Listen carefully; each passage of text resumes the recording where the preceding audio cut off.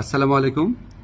আমি বিভিন্নভাবে জানতে পারলাম যে আমি কেন মিডিয়াতে অনুপস্থিত। এটা নিয়ে সোশ্যাল মিডিয়াতে বিশেষ করে বিভিন্ন জল্পনা কল্পনা হচ্ছে এবং কেউ কেউ এই ধরনের আজগুবি কথাও বলছেন যে আমি নাকি বিদেশে চলে যাচ্ছি।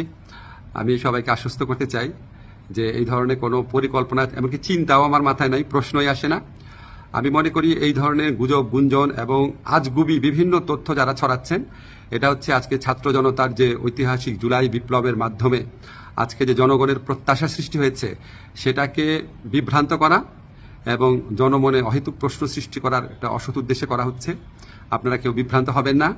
আমি কয়েকদিন আগেও পত্রিকাতে ইন্টারভিউ দিয়েছি, তবে এটা ঠিক আমি একটু মিডিয়াতে কম আসছি কারণ আমার অনেক কাজ এবং আমার কাছে মনে হয়েছে যদি আমার কার্যক্রমে যদি কোনো অগ্রগতি হয় সেটা আমি জানাবো। অহেতুক এখন তো আমি আর টক শোয়ের মানুষ না, এখন আমাকে কাজ করতে হবে, কাজটাতে বেশি কনসেন্ট্রেট করতে হবে। তো আমার প্রবাসী কল্যাণ মন্ত্রণালয় এবং আইন মন্ত্রণালয় দুই ক্ষেত্রেই কিছু অগ্রগতি হচ্ছে। অল্প কিছুদিনের মধ্যে আপনাদেরকে অগ্রগতিগুলো জানাবো। আর এই ধরনের গুজব গুঞ্জন যারা রটাচ্ছে তাদেরকে আমি অনুরোধ করব মিনিমাম ইনভেস্টিগেশন করে তারপর এগুলি বলে, না হলে মানুষ তো আপনাদেরকে মিথ্যাবাদী ভাববে, ঠিক না? এগুলি করা উচিত না। বাংলাদেশকে একটা নতুন বাংলাদেশ গড়ার জন্য, রাষ্ট্র সংস্কার করার জন্য আপনারা বরং পজিটিভলি আমাদেরকে সাজেস্ট করবেন, ভুল হলে বলবেন।